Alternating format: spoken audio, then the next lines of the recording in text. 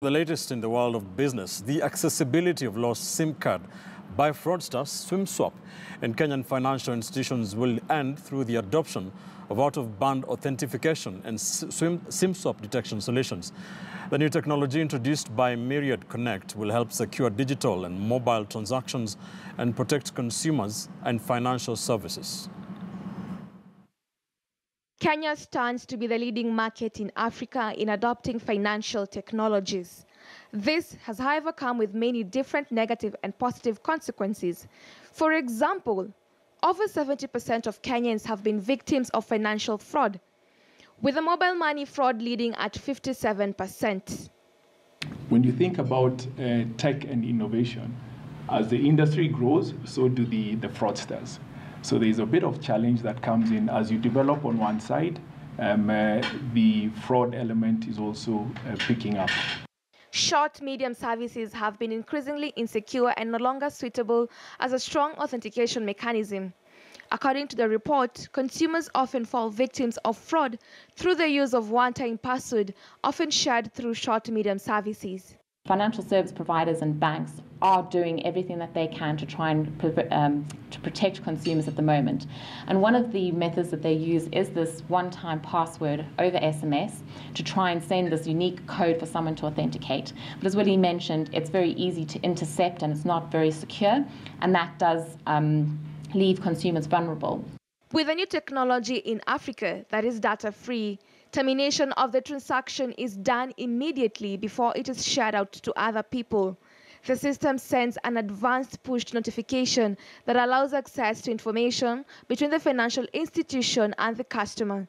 Ways that that can pan out, but the beauty is there'll be a red flag, there'll be a watch out, a big sign that says something is wrong, and then the FSIs will choose what steps to take.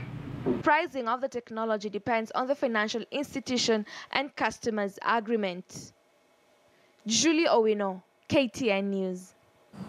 The Kenya Pipeline Company is banking on its newly installed Line 5 pipeline to grow the volume of petroleum products it can handle, as well as address issues of stockouts in the Kenyan market. Petroleum Cabinet Secretary John Munyes says the completion of Line 5 will significantly cut down on transportation costs, and it is eventually expected to lower the price of fuel by at least 1 shilling. Abiagin examines why the oil and gas industry is fast moving to address capacity constraints. Rocked with series of delays and graft allegations, the new Line 5 petroleum pipeline project is finally complete. Speaking during an inspection tour at the KPC depot in Nairobi, Petroleum and Mining Cabinet Secretary John Munyes says the pipeline will be a game changer for Kenya and the region at large.